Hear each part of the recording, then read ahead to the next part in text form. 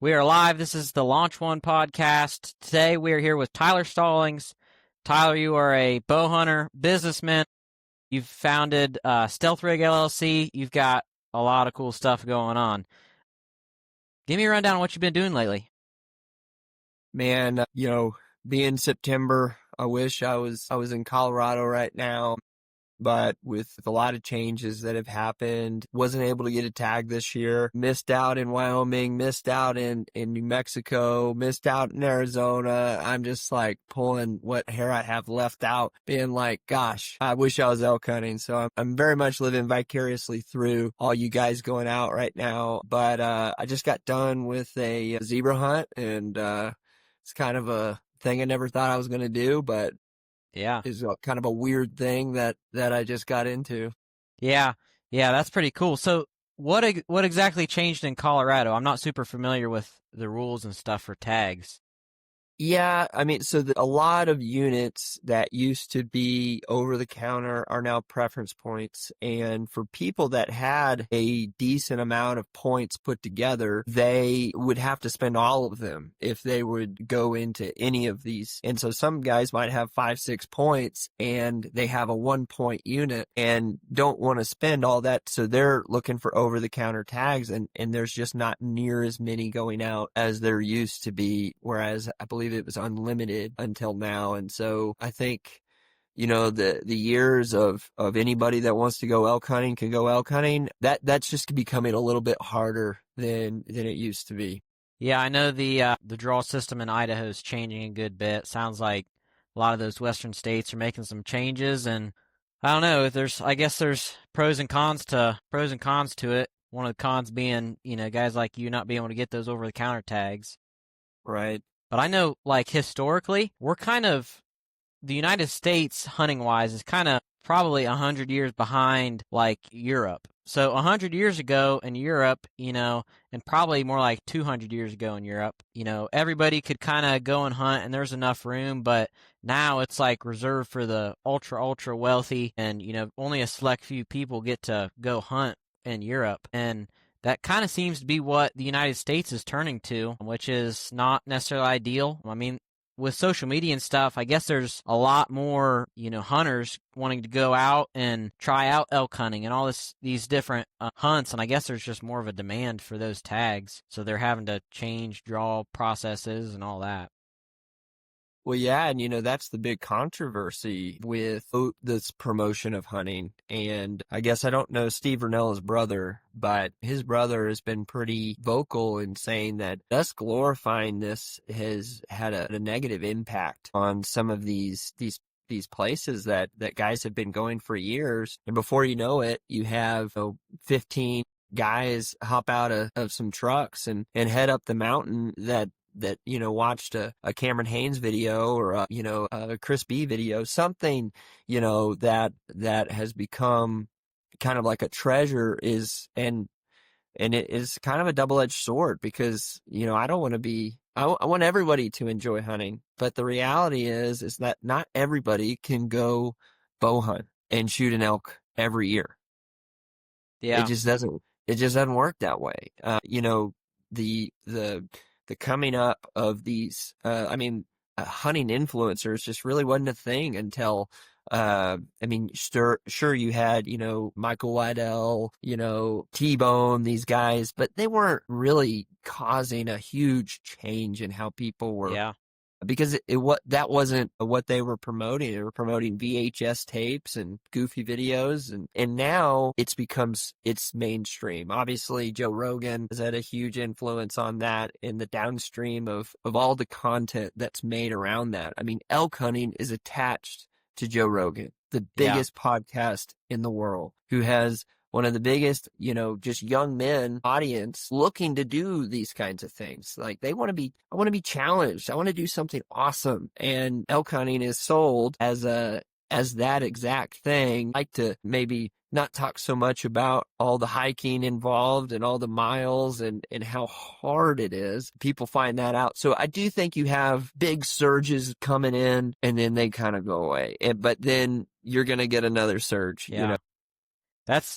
Yeah, that's a really good point. I know that I got into hunting through my family. That's just what, dad has done, grandpa did. And I do know of some guys that, got into hunting just from seeing videos and stuff like that. But how did you get into hunting? Yeah, so my family wasn't a hunting family. My brother, my dad, they were not hunters. When I was 13, man, I don't know what was going around, but it was like all my buddies were getting bows.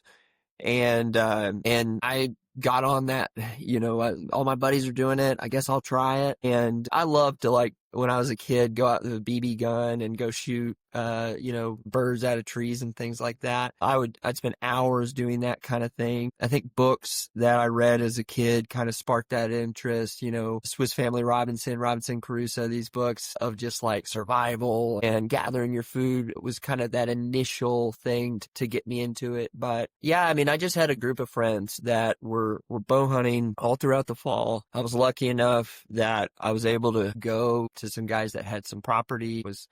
I knew I could go and hunt every year. I've been bow hunting since I'm 13, 21 years, and I still, for whatever reason, am completely obsessed with seeing arrows go exactly where they need to go. The sound, the tracking, the preparation.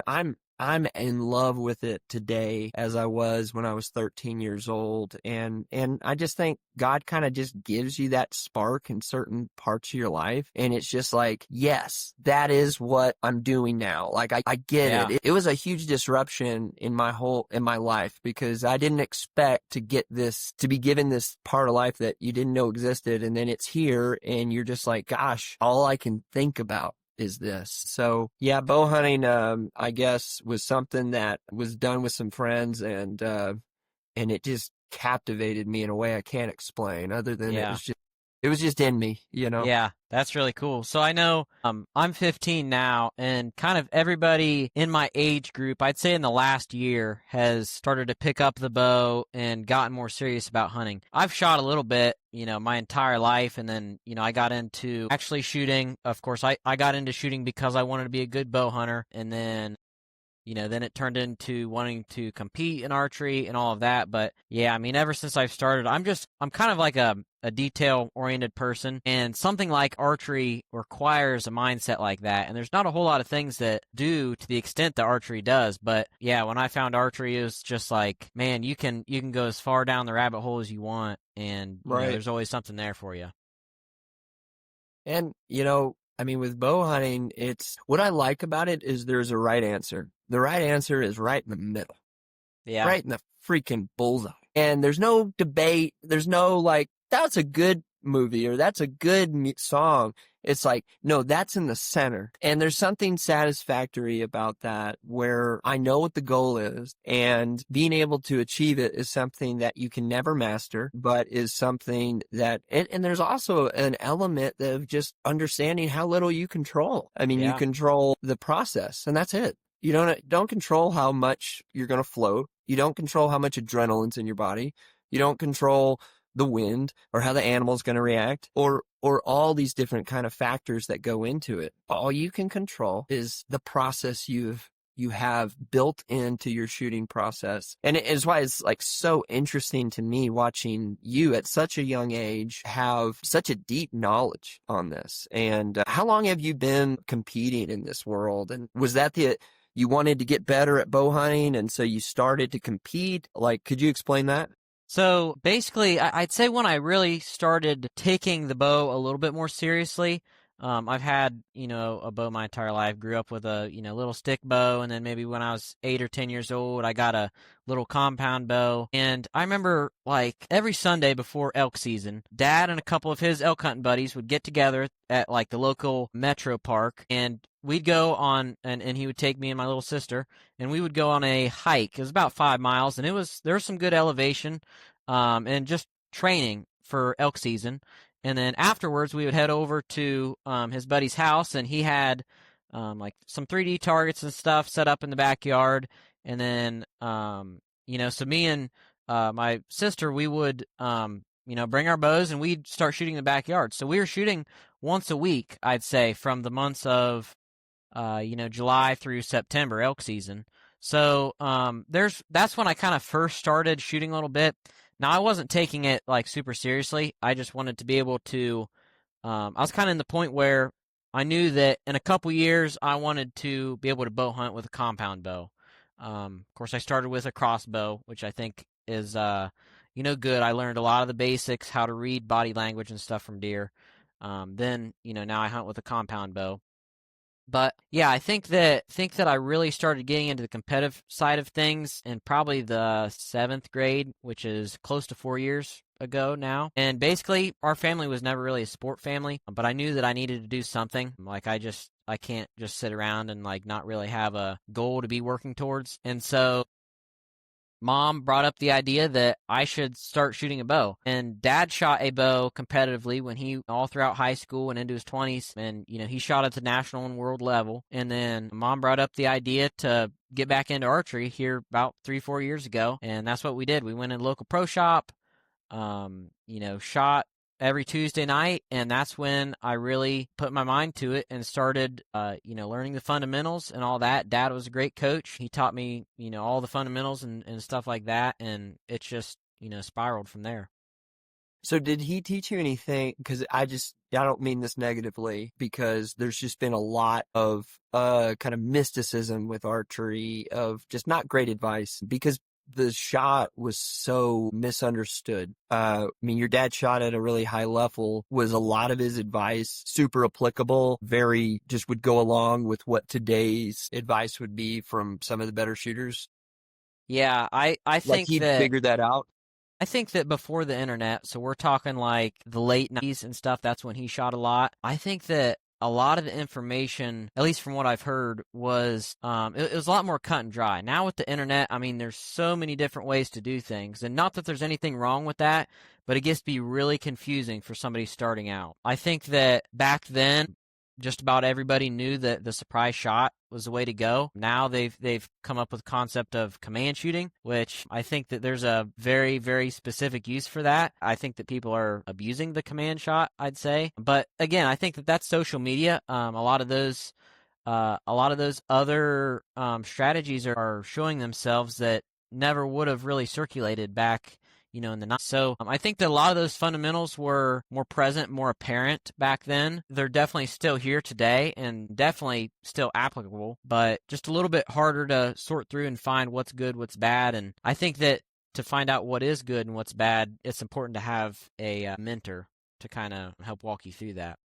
Yeah. Well, a thing that like really ignited archery for me in kind of like a renaissance period, when I was in the Marine Corps, I was a machine gunner. And for whatever reason, this like really ramped up my target panic in a way that was just really extreme. And this is like 2016. Dudley is around and he's putting out information, but like School of Knock or that kind of this information was not out there, or at least it wasn't very prevalent. But I was determined to figure out how to shoot again. I loved this thing so much, but as I got older, started to get heavier, faster bows, that target panic that I didn't understand at all was just getting ramped up. And then it just seemed like that machine gun made it even worse. And I was like, I have to figure this out, or I have to give this up. Yeah. And I was just lucky that I found a video said how to destroy target panic. And it had Dudley punching through a Vegas face and making a crazy face. And that became like that was my doctrine. And I would go through that video. I mean, I think that video has 150,000 views and probably half of them are from me. Like I still go back because it is gold. Yeah. And I think Dudley's made that information way more accessible and put it into systems through the School of Knock. But I would deviate from it and find this is not working.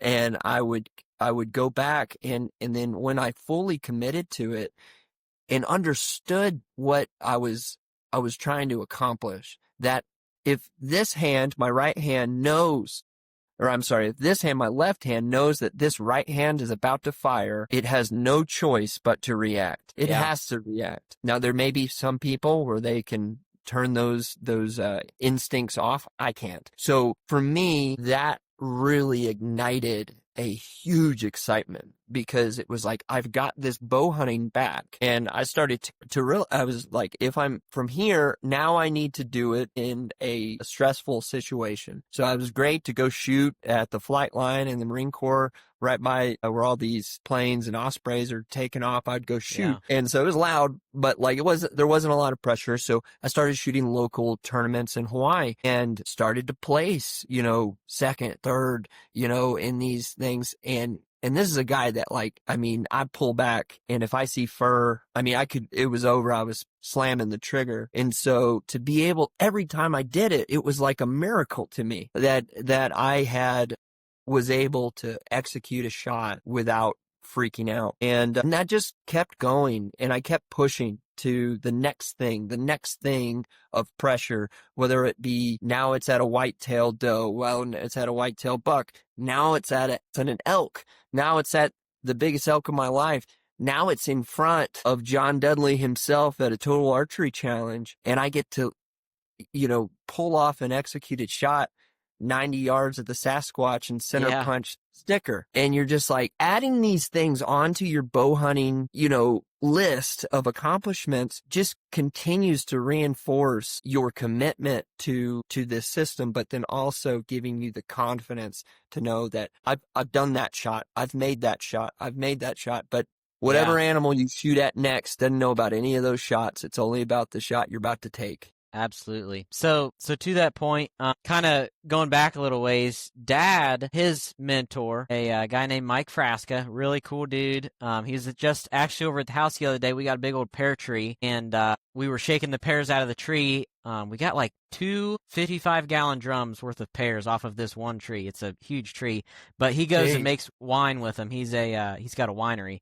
But anyhow, Cool. So he taught Dad how to shoot. He kind of mentored Dad throughout high school, and they shot a lot together. Frasco was taught mostly by a guy named Tim Strickland, and Tim is still around. He was a Olympic coach, he's got all the qualifications you can think of, and I think that he taught Frasca a lot of those kind of like neutral fundamentals, ones that almost everybody can agree with, and then that passed on down to Dad, down to me, and back to Dudley. He's one of the only shooters out there that I agree almost 100% with some of his technique. I'd love to know what you don't agree with, but yeah, and I honestly can't think of anything offhand right now, or I'd say it, but I know I've come across a couple things that I don't necessarily agree with. Yeah. But I mean, I don't think there's very many people out there that can do it better. So I really like, and I think the reason behind that is Dudley's kind of old school too. I'd say if that's the best way to put it. He was shooting at the same time that Dad was. I think him and Dad are about the same age, and I'm sure they learned from a lot of the same people. And that style of shooting, I think, is really nice. But yeah, to your point of the pressure, the shot for shot, what I was kind of taught was, I know a lot of people always talk about how, they get so nervous about shooting in front of other people, or, when they draw back on an animal. My belief is that when you say that aloud and you're telling people that you get nervous in front of an animal, next time you step up in front of an animal, you're going to be telling yourself that you're nervous, right? And that's not necessarily the best thing to do. And that's kind of where I started out at the beginning. I went into the bow shop, and of course, all these guys that are, shooting 300 rounds in there, and I could barely hit the red on a Vegas face. And I'm like, the pressure there is kind of immense, I'd say. There's a lot to it, and I think that being able to know and tell myself that there's no reason to freak out. I think that a lot of archery is kind of tricking yourself into believing certain things. Instinctively, you're telling yourself, man, I'm standing in front of John Dudley at a tack shoot, and I'm about to shoot this 100-yard target. Instinctively, I guess people are just like, that's a big deal. That's something to get nervous about. I think that for a lot of archery, you kind of have to override those instincts and just, take control and say, there's no reason why I should be, nervous for this shot. This is just another shot, one shot at a time, like you were saying. Yeah. But I think archery is a lot of self trickery, if that makes any Yeah. sense. But Yeah. yeah, that's what I'm thinking. Yeah, and I think along with that confidence is obviously the work, is seeing those arrows grouped together over and over and over. And you know at 45 yards, that at 45 yards, this is going to go right there. If I do what I need to do, then it's going to go right there.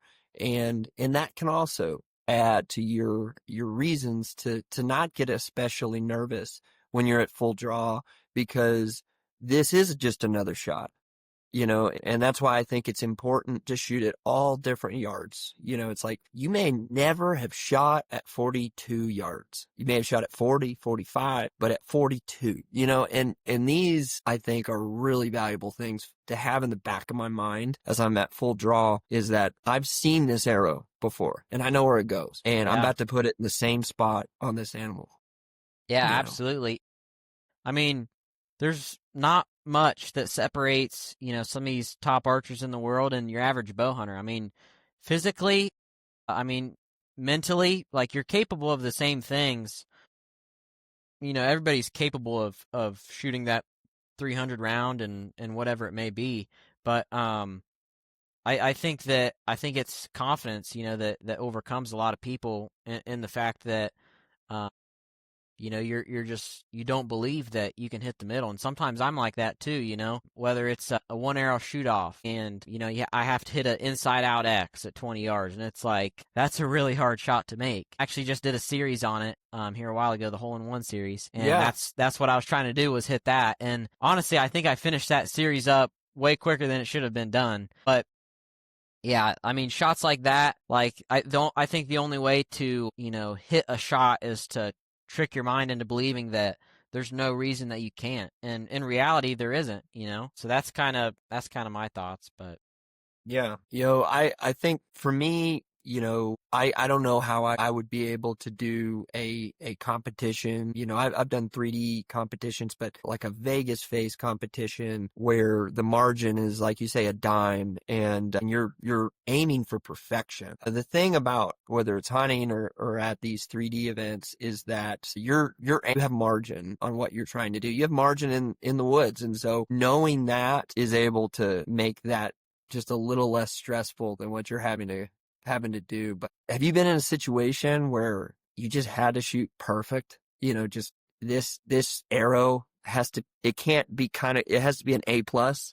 yeah, I mean I've been in What's situations your like that. thought process when you're thinking going through that shot? Well, it's the exact same as if it was in my barn shooting practice. I think that's the key. Getting whatever your shot process may be. I think that getting a process and being consistent every single shot, whether you're in a competition or not, I think that is very important. I mean, those pressure shoot downs where one arrow has to be perfect, I tend to shoot better actually under pressure. I think this again comes from Dad and Frasca and Strickland.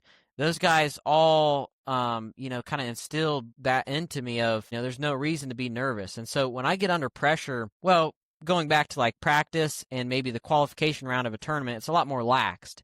And typically the reason that I miss in a qualification round or something like that is because I like forget to run my mental process, or I'm just not totally focused. Like there's some tournaments that'll go on for 5 hours and you're shooting the entire time. Like it gets to be a little bit monotonous. And anyhow, so when I get in that pressure shoot down, and here's a great example. So this January 1st, a local pro shop, Keegs Outdoors, they have a shoot called the Hangover Shootout or something to that effect. And it's January 1st at like 9 a.m.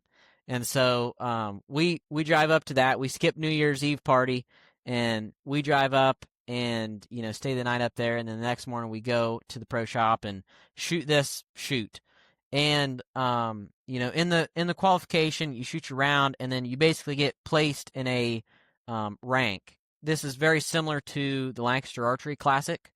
So you get placed into a rank, and then once you're ranked, then you get put into a shoot down. And it's basically head-to-head matches, and you kind of work your way to the top. So I shoot a whatever for qualification score. Maybe I'm seated in at 4th place. And then, I have to beat, to win, I would have to beat 3rd place in a head-to-head, 2nd place, and 1st place. So I remember that whatever my score was during the qualification, we'll call it 300 with 18 X's, 18 out of 30 X's. I remember during that shoot down, I shot, and in those head-to-head matches, which is 20 arrows, something like that, 15 maybe, I remember I did not miss an X for like 10 ends or something. Like I hit 20 X's in a row. And I'm like, man, why can't I do that during qualification rounds, but I can do it in a shoot down? Like it's kind of the opposite of what most people do, I would think. And I do the same thing at other tournaments too, like the Lancaster Classic. I tend to shoot not that great in the qualifications and then just hammer down during shoot downs. And I think it's just because that focus is there. I'm really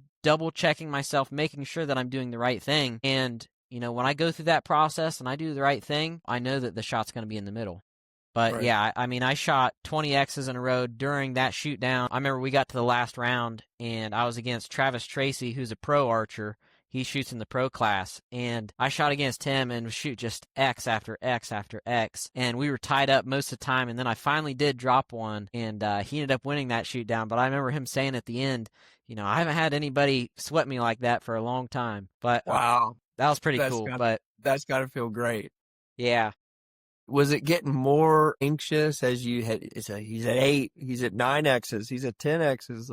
I mean, when I'm shooting in a shoot down, it's like I almost black out, just like zombie mode. I mean, I don't know what it is. It's the weirdest feeling. I mean, I'm just getting up there, and I mean, I'm locked in between ends. So you'll get up and you'll shoot your 3 arrows. But I think that what's running through your head, not when you're shooting, but in between shooting, is what's most important.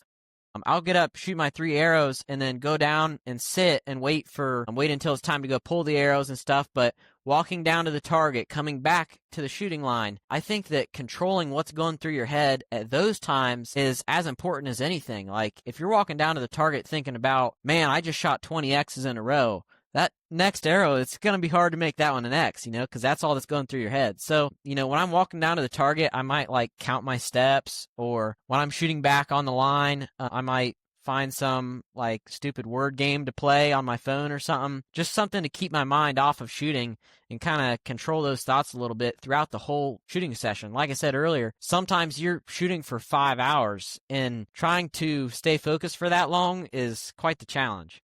Yeah. But yeah, it's zombie mode. I mean, that's what you got to get into for tournaments like that, which that's totally different than archery or like bow hunting. I think that coming off of zombie mode, like the day after a tournament, or even like after the tournament is over that day, like the feeling that you get is totally surreal. I think kind of coming off of that blackout mentality is pretty surreal. And you can probably get that same feeling, when you're hunting and big buck steps out.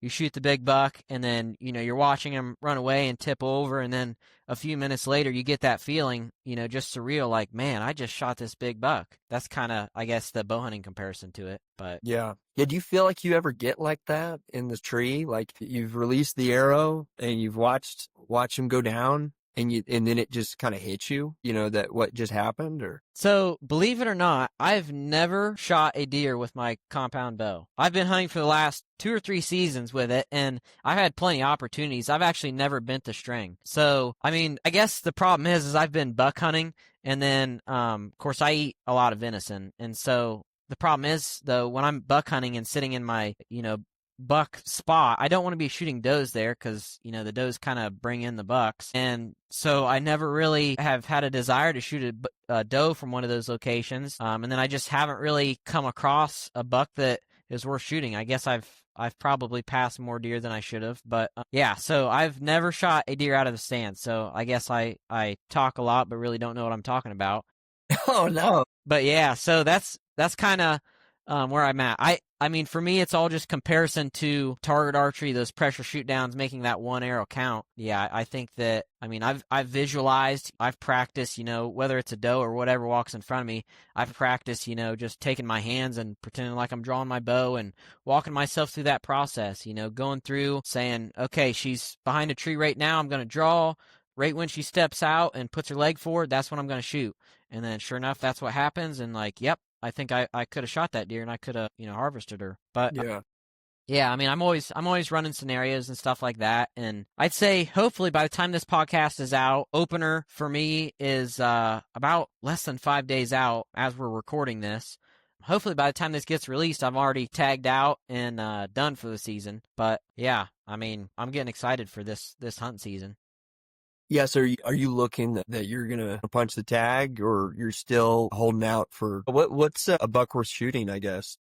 So I'm here in Central Ohio. We've got some very premier mature bucks. We've got as good of deer hunting as anywhere else in the country. I'd say, like, I mean, as big as you can manage for. The only problem with this part of Ohio is it's a lot of small parcels of land. So you're constantly hunting with the neighbors, around the neighbors. You're hunting off of their pressure, and that puts a different dynamic to it. Sometimes you got to have those conversations with your neighbors of, hey, maybe we should, let this 3-year-old buck walk this year, and let him turn into a 4-year-old buck that's, more mature, much better rack. I think that deer management in a area like this is very important. So, I mean, for me, it's hard to say what a good deer is and what a bad deer is. I'm just looking for that mature buck, I'd say. And I've seen mature bucks from the stand before. They've been near me. Um, I've I did pass one, not realizing that it was a mature buck. The lighting situation was kind of crazy. I videoed him as he was walking away, and I look back at the video. I'm like, oh my gosh, I just passed that deer. But yeah, so I'm just aiming for that mature buck, that mature age class, trying to manage the herd well. That's kind of what I'm looking for, and there has been a mature buck in the area pretty frequently for the last few weeks. Hopefully he'll stick around for another few days here, and we can connect on the opener. That'd be my goal. I've never really hunted the opener before, so we'll see how that goes. I think I this will love be a good. hunting, at least in Texas. The beginning October month is when historically I've killed some of my biggest deer, and I just think these deer are still bacheloring around. They haven't gotten into this, situation where they're just not paying attention to food. They're paying attention to does. But if you can get them right before they take off, yeah, I mean, I think deer are just in a different place early months of October, at least here in Texas. Yeah. But once you do tag out, because I don't want to steal what you got going, you and your dad, y'all got to come out to Texas and do a hunt with us. Just Texas, unique in that it has more bow hunters than anywhere else in the world or Really? state, but is probably the amount of hunters per acre is probably the smallest ratio as Yeah. what it would be in like Ohio. Oh, that'd be an awesome hunt. Yeah, I think that Texas is kind of one of the most overlooked big buck states. I mean, I know you guys have some real nice giants down there, and yeah, I'm sure that'd be an awesome hunt. What's the terrain look like, where you're at in Texas? So they affectionately call it the hill country in here in Texas. That is kind of covered. And in live oaks, there's more soil in different areas. So some areas really rocky limestone. Some got a little bit more dark soil, red soil. You start, if you get a little bit too far west, you get some mesquite trees. And then there's a bit of a mix in between. And then it's all cedar, all live oaks. Once you get east of maybe, I would say that margin is Sonora Junction is where that mesquite cedar mix is. And then it's all, once you've gone beyond Junction, it's just cedar and live oaks. So, Yeah. rolling hills, pretty cavernous looking creeks and things like that. So pretty arid place. What does the tree stand situation look like? Not a whole lot of trees big enough for tree stands. You hunting saddles a lot, or?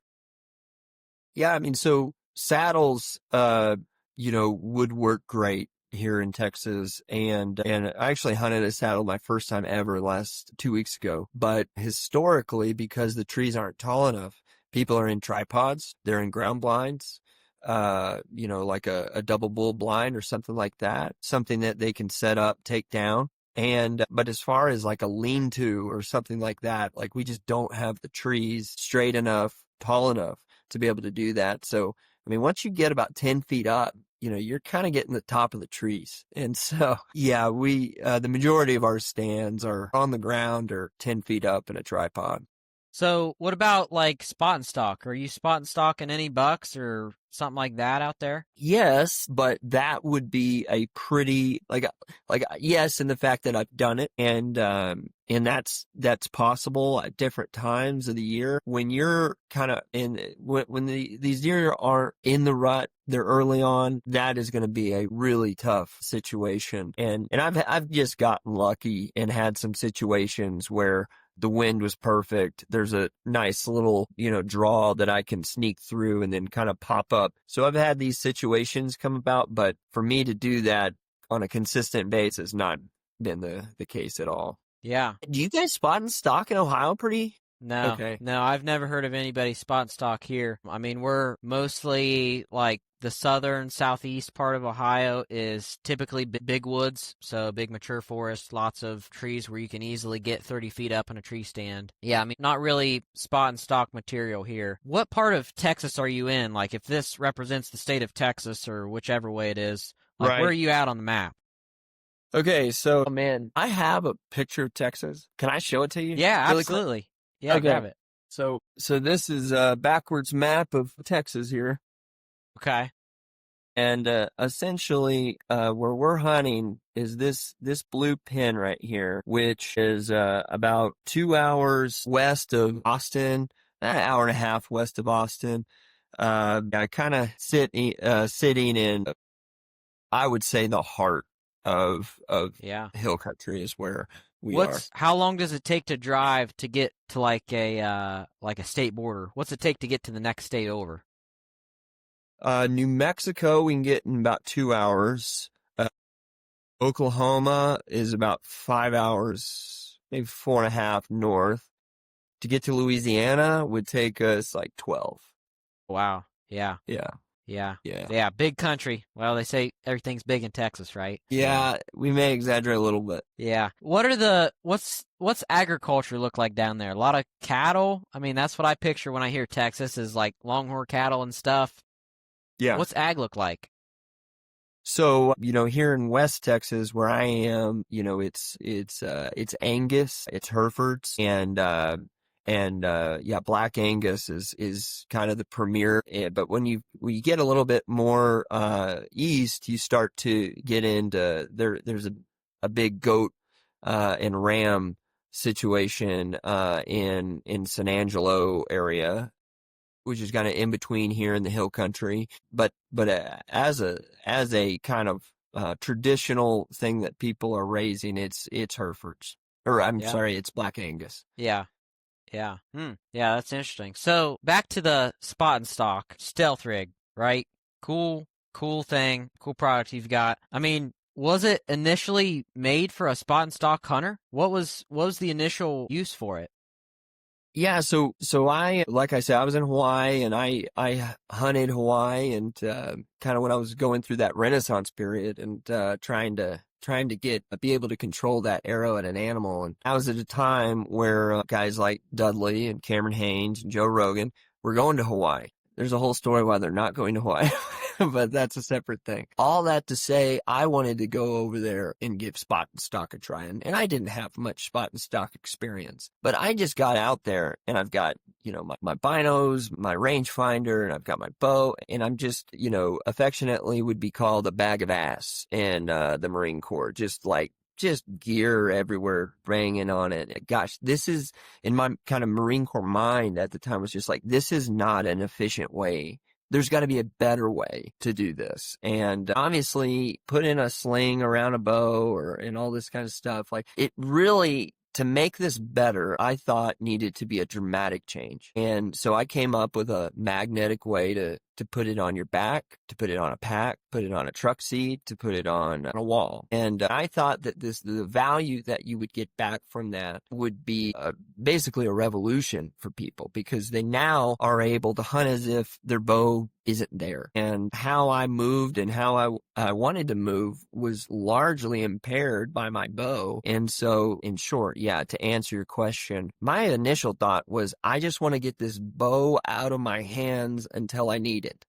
Yeah. And so that was my initial thought, was that this was going to be purely kind of a spot and stock deal, but then realized it became my whole everything in regards to how I interact with my bow. If I'm shooting in the backyard, I'm connecting it to a wall mount.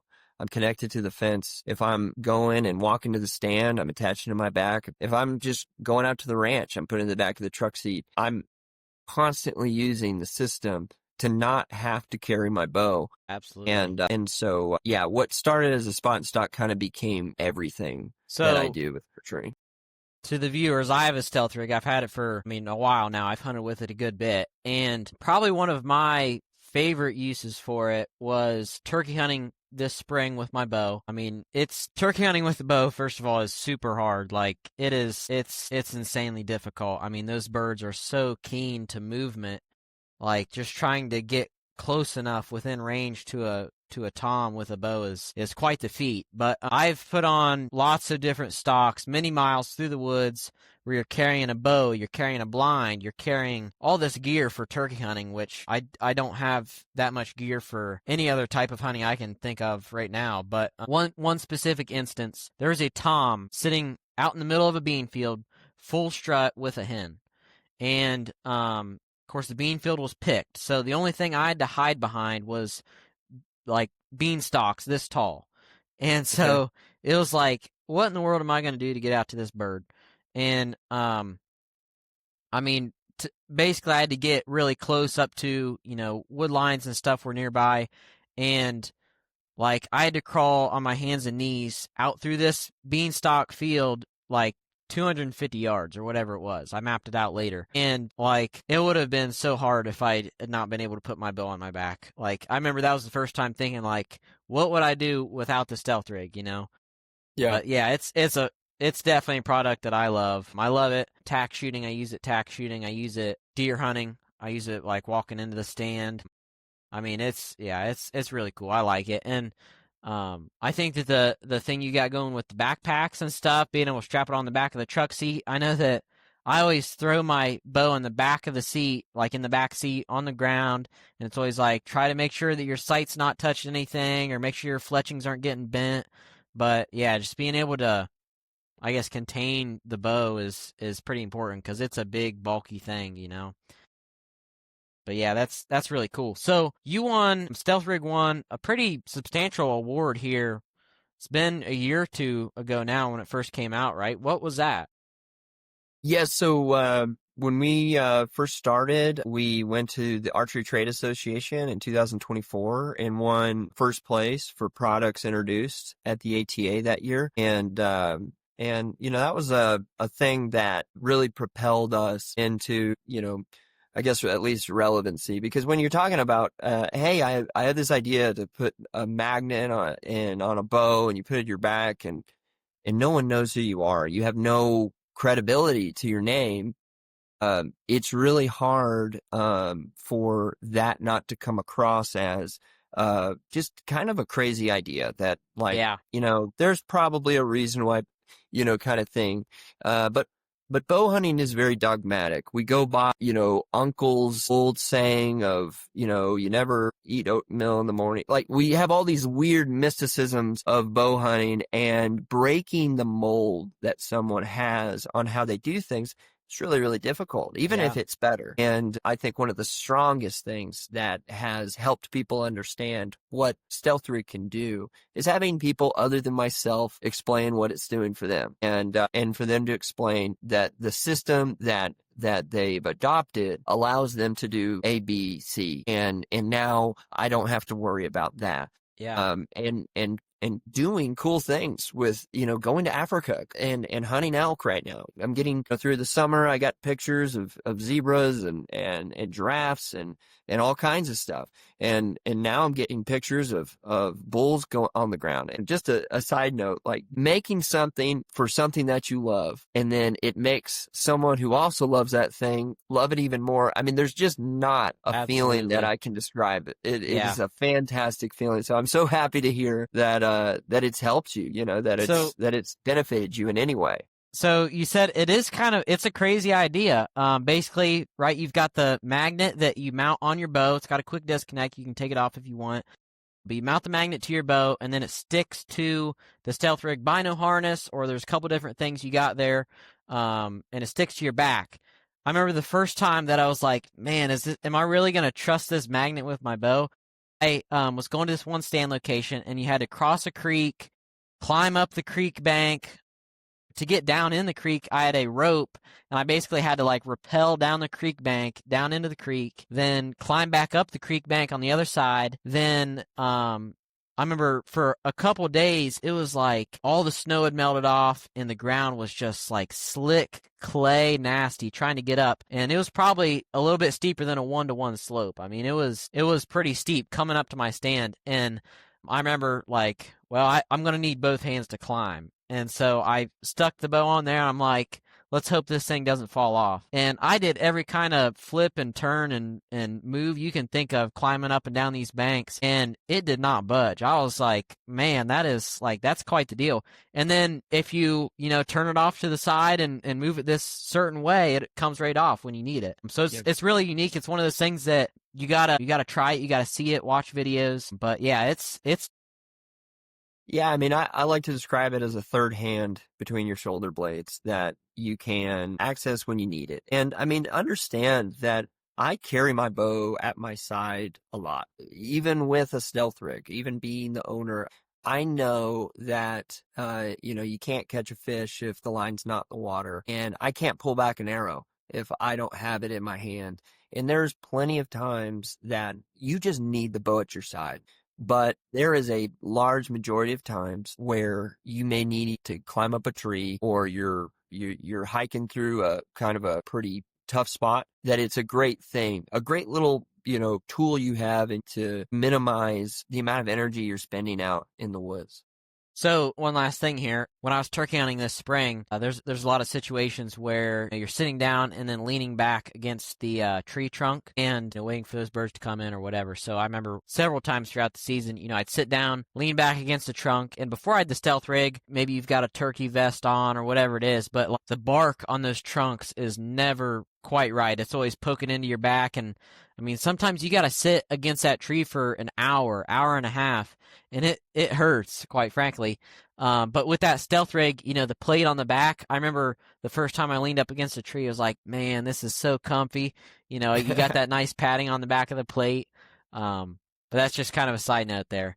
But Yeah, anyhow, yeah, it's that's like a weird thing that I've noticed as well, as like I like to lean back in a seat. Yeah, yeah, that's really cool. Yeah, I'm to the point now where, of course, I shoot, year round competitively, right? The competition bow, and I'm just now getting out the hunting bow, I guess, the week before season. That's just how I am. But at least I have been practicing, just not with this bow. So Yeah. I'm setting it up, getting ready. But yeah, I'm pretty excited. What's your setup look like for this season, and what game are you hunting with it?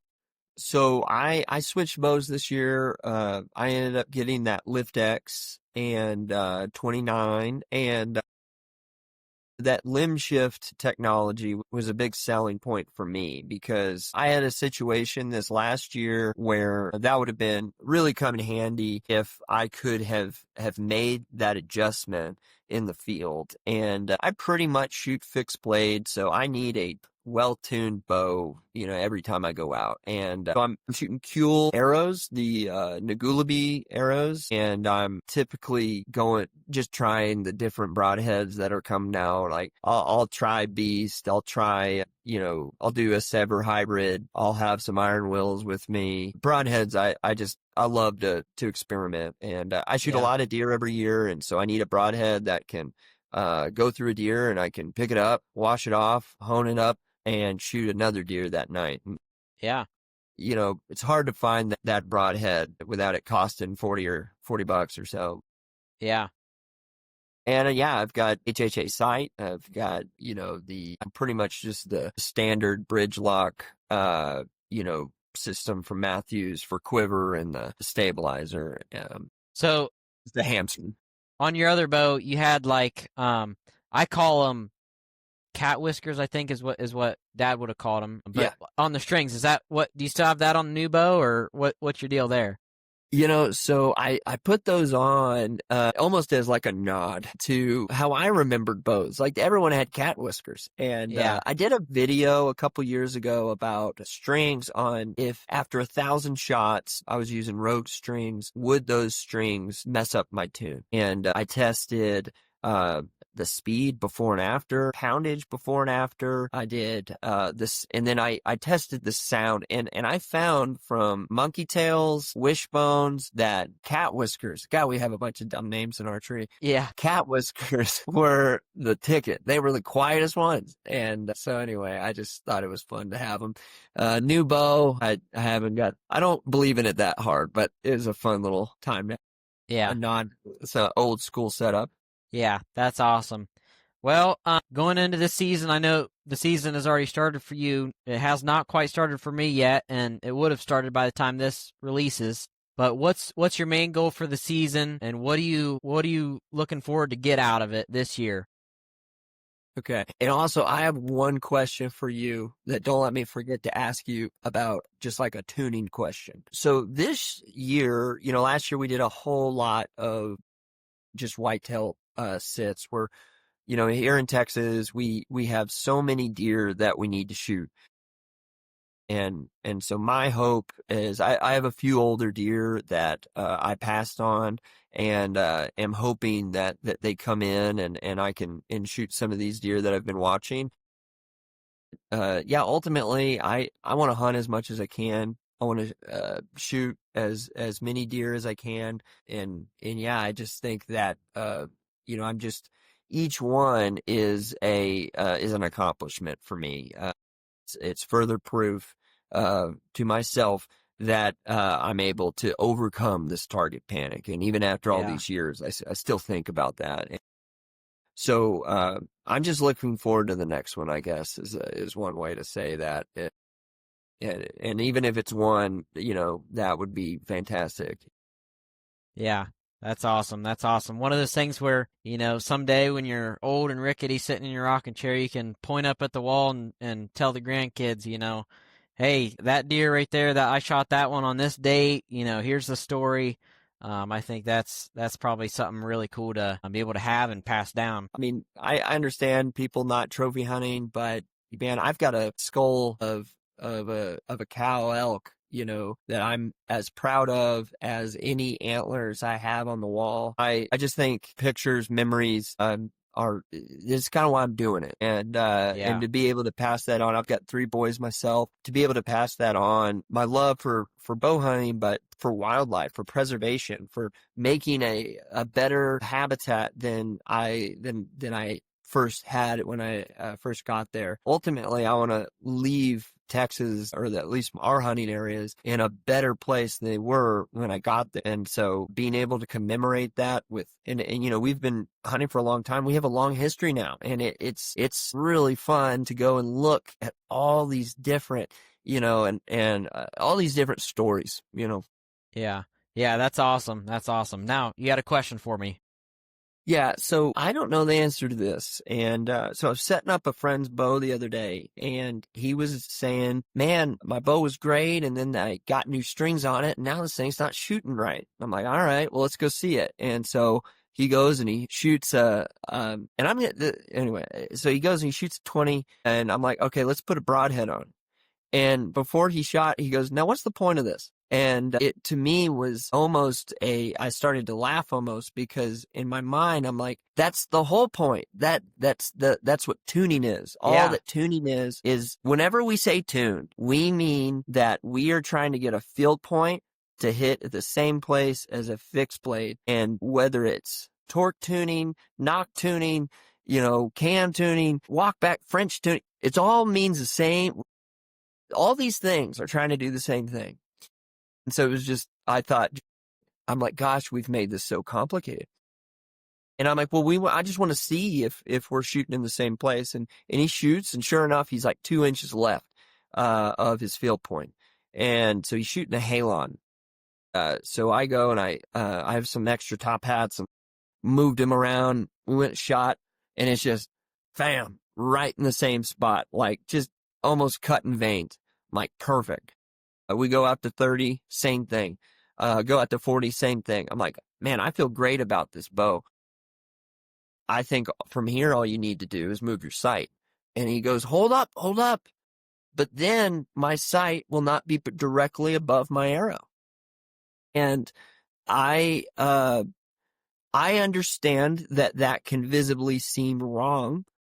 But the majority of all of my bows have never been above the arrow. Can you explain to me why that is the case on a lot of people's bows, is that their sight is not above their arrow? Absolutely. So I actually had this conversation with Dudley one time at a tack shoot. So me shooting competitive archery, we've got long stabilizers, right? So you've got this long stabilizer sticking out the front, 30, in some cases even 36 inches long. So when you're at full draw, you can actually see that stabilizer sometimes. And for me, every bow I've ever shot, that stabilizer has never been going straight out towards the target. It's always off to the side, which means that your riser is also torqued off to the side. Basically, where that torque comes from is the cables which are on one side of the bow. The torque from those cables basically torques the riser back in the other direction and causes things to not line up quite right. At rest, when the bow's at rest, at brace, everything should be lined up except for your sight, right? Your arrow's going to be running down there through the middle. Everything's going to be good. And then once you draw it back, that's when your stabilizer is going to go off to the side, right? Because your riser was twisted because of those cables putting tension on the riser. And then your sight and arrow, if you look at full draw, I mean, some of my bows, like the sight was off probably more like 3/8 of an inch at brace. And then when you draw it back and everything's sighted in and good, like everything's going to be straight in line, believe it or not. So next time you draw your bow back, even though it doesn't look lined up at brace and it's not lined up at brace, when you're at full draw, it should be. And if it's not, then you've got something to do with hand torque. That's your problem. Now, also bow model and all of that depends on how much off you're going to be. Some cable systems are just inherently they just put more torque on the riser than others. I know I shoot a Super RTX, it's a PSE. It's got the old slider cable on it, and I've shot that for years. That bow shoots great. I mean, it's a awesome bow, but it has never been centered. I mean, it's one of the worst I've ever seen as far as at full draw, it's torqued off to the side. I mean, it's to the point where if you take a picture from straight behind the bow, it almost looks like the thing's going to derail. I mean, the cams and everything's way off looking, but that's just how it is. Yeah, so I hope that answers your question. That is fascinating. Yes, that does. My answer was that it has to do with the amount of torque in your hand, something like that. But either way, that of course makes sense. Is there less torque in a carbon riser than an aluminum riser? That's a tough question. I would say torque is a very torque doesn't have, when it comes to archery, it doesn't have a like set in stone definition. When I look at the torqueability of a bow, I look at several factors. One being, the shape of the grip, like how you can grip it. Some bows are just gonna be easier to torque with your grip. And then I also look at, there's a measurement that I call brace height at full draw. It's kind of hard to explain, but basically, it's like brace height. A lot of people have the misconception that a 6-inch brace height is going to be less torqueable than a 7-inch brace height. Sorry, the other way around. 7-inch brace height is less torqueable than 6-inch, and that might be true in some cases. It really all depends on what position your cam is in and where the string leaves the track at full draw. So, again, it's something hard to explain without showing you in person. Maybe I'll make a video about it someday. But that's kind of how I look at torqueability. And really, I haven't done enough testing to be able to say definitively, in any facts like that, but that's kind of my theory on it. But yeah, so we've reached the hour and 10-minute mark. This has been an Okay. awesome conversation. I've learned a lot about Texas and your style of hunting. It's been really cool. And again, that message you left us, conservation, passing it to the next generation, leaving it better than you picked it up with. I think that's really great. I think that's what we all should be doing. I think that's great. Yeah, and I just it's kind of how I view life. I want to leave this place better than when I got here, and whether that be through the relationships I have or who I can help encourage or influence in this thing that we're all a part of. Archery brings people together, and being able to be a part of it and be a part of other people's stories. It's been a huge fulfilling part of my life, and I just hope I can continue to just be a part of people's stories, continue to be a part of this thing we love so much. Absolutely, Tyler. Hey, it's been a great podcast. Anybody listening, go check out Stealth Rig on the socials.